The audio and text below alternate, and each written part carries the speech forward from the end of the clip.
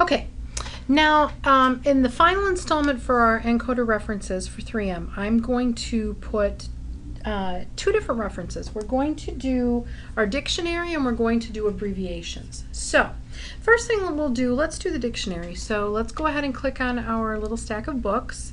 Brings us to our coding reference page, main page. And if you look under the 3M coding reference, you will see Dorland's Medical Dictionary. So we're going to go ahead and click on that. And it's going to bring us to this page.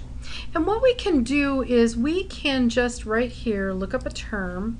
Let's just look up fracture. And what it's going to do is it's going to give us a listing of the top things, the top findings that include the word fracture.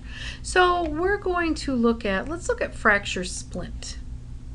We're going to click on that. And that's going to bring up the definition of a fracture splint. It's also going to give you some additional information. For instance, here it does say see all entries under splint, and splint is a different color. If we point at it, it is a hyperlink. We can click on that and it will take us to just the word splint. All right, so now let's click back. The next thing I want to call your attention to is right here where we have these two boxes. The first one says related matches. These are all matches that are related to the word fracture. And if you look, most of them are the different types of fractures. As you know, many times we have names for fractures. They're named after people. So many times it depends on where the fracture is or the type of fracture. All right, so if you want to get a little more specific, you might be able to find, here's an airplane splint. Well, what is an airplane splint? Okay, so you might be able to find a little bit more additional information.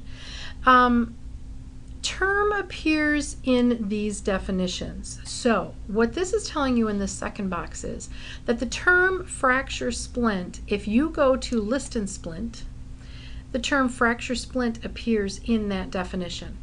If we go back and we click on fracture orthosis, the same thing. See also fracture splint. All right, so that's pretty straightforward. So let's go ahead and go back to our coding reference. Now let's talk abbreviations and acronyms, which we all know that there are hundreds and hundreds of thousands of them. And you could have one abbreviation mean numerous different things, right? Okay, so let's go ahead and look up. We're going to, under our 3M Coding Reference Plus, Dictionary of Medical Acronyms and Abbreviations. Let's click on that. So here we come up with our typical 3M page, and we could look for an acronym or an abbreviation using this, or we could use our little binoculars. So let's use our binoculars, and let's say we want to look at LOS. Let's click search. So it doesn't give us very much, does it? What it does is it gives you that first letter. So you can see you can do one or the other, right? So let's go ahead and flip out of this. And let's just start looking. And it took us to the beginning of the L's. So we typically have to just kind of, we just have to look for this. So what I would say for you is to just go ahead and look here. If we looked at ROM